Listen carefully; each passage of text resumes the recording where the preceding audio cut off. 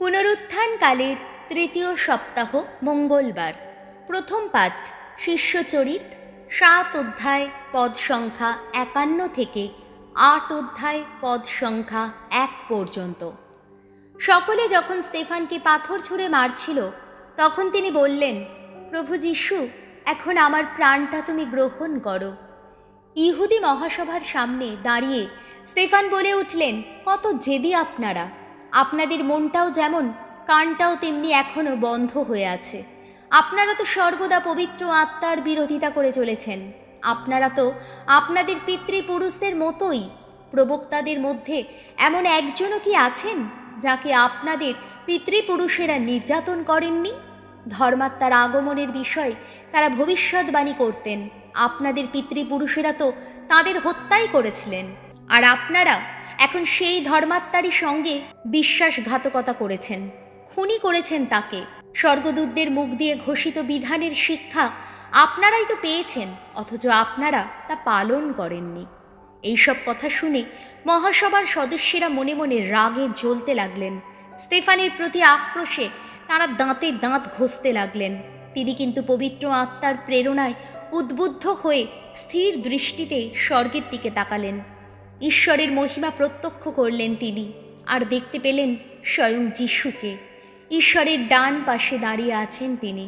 তখন তিনি বললেন, ওই যে আমি দেখতে পাচ্ছি স্বর্গলোক এখন উন্মুক্ত, আর ঈশ্বরের ডান পাশে দাঁড়িয়ে আছেন স্বয়ং মানব পুত্র। তখন মহাসভার সদস্যরা জোর গলায় চিৎকার করে কানে আঙুল দিলেন, আর সবাই মিলে তাঁর ওপর ঝাঁপিয়ে পড়লেন। তারা তাকে শহর থেকে ঠেলে বের করে দিয়ে পাথর ছুঁড়ে মারতে লাগলেন।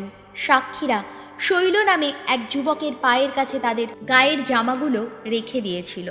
সকলে যখন স্তেফানকে পাথর ছুঁড়ে মারছিল তখন তিনি মিনতি জানিয়ে বললেন, প্রভু যীশু, এখন আমার প্রাণটা তুমি গ্রহণ করো।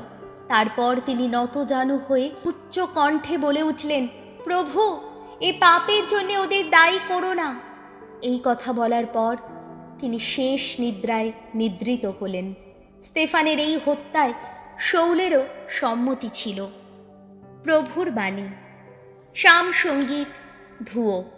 প্রভু, তোমার হাতে আমার প্রাণ সমর্পণ করেছি। ওগো, আজই হও তুমি শৈলাশ্রয় আমার। আমায় রক্ষা করতে হও তুমি শক্ত কেল্লারই মতো। আমার শক্তি শৈল, আমার দুর্গ তুমি। পথ দেখাও, পথের দিশারি হও তুমি। প্রকাশ করো নিজের নামের গৌরব। ধুয়ো। প্রভু, তোমার হাতে আমার প্রাণ সমর্পণ করেছি। আমি এখন তোমারই হাতে সঁপে দিচ্ছি আমারই প্রাণ। তুমি তো মুক্তিদাতা আমার, ওগো বিশ্বস্ত ঈশ্বর, ওগো ভগবান। আমি কিন্তু ভগবানেই রেখেছি ভরসা। তোমার করুণা পেয়ে করব আমি আনন্দ উল্লাস। ধুয়ো। প্রভু, তোমার হাতে আমার প্রাণ সমর্পণ করেছি। ওগো, তোমার এই সেবকের প্রতি এবার প্রসন্ন হও তুমি। আমায় রক্ষা করো, সত্য করো তোমার করুণা। মানুষের যত চক্রান্ত থেকে তুমি তো আড়াল করে রাখো আমায়। তোমার সান্নিধ্যেই রাখো গোপন আশ্রয়ে। ধুয়ো। প্রভু, তোমার হাতে আমার প্রাণ সমর্পণ করেছি। বাণী বন্দনা। জয় মৃত্যুঞ্জয়, জয় তোমারই জয়। যে আমার কাছে আসে সে কখনো ক্ষুধার্ত হবে না। যে আমায় বিশ্বাস করে সে কখনো তৃষ্ণার্ত হবে না। যোহন রচিত মঙ্গল সমাচার 6 অধ্যায় পদ সংখ্যা 30 থেকে 35। যিশুর পিতাই স্বর্গের সেই সত্যিকার রুটি আমাদের দান করেন। কাফারনায়ুম নগরের সমাজগৃহে ইহুদিরা একদিন যিশুকে বলল, আপনি অলৌকিক কী বা এমন কিছু নিদর্শন দেখাতে পারেন যা দেখে আমরা আপনাকে বিশ্বাস করতে পারব? তেমন কি কাজই বা করতে পারেন? আমাদের পিতৃপুরুষেরা তো মরুভূমিতে মান্না খেয়েছিলেন। শাস্ত্রে যেমনটি লেখা আছে, তিনি তাদের খেতে দিলেন স্বর্গের রুটি। যিশু উত্তর দিলেন, আমি তোমাদের সত্যি সত্যিই বলছি, মসি কিন্তু স্বর্গের সেই রুটি তোমাদের দেননি।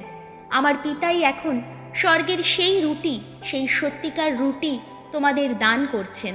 কারণ যে রুটি স্বর্গ থেকে নেমে আসে আর এই জগতের মানুষকে সঞ্জীবিত করে, সেই তো ঈশ্বরের দেওয়া রুটি। তারা তখন তাকে বলল, প্রভু, আপনি তাহলে সর্বদা আমাদের সেই রুটিই দান করুন। যিশু উত্তর দিলেন, আমিই সেই জীবন রুটি। যে আমার কাছে আসে সে কখনো ক্ষুধার্ত হবে না। আমাকে যে বিশ্বাস করে সে কখনো তৃষ্ণার্ত হবে না। প্রভু যীশু খ্রিস্টের মঙ্গল সমাচার।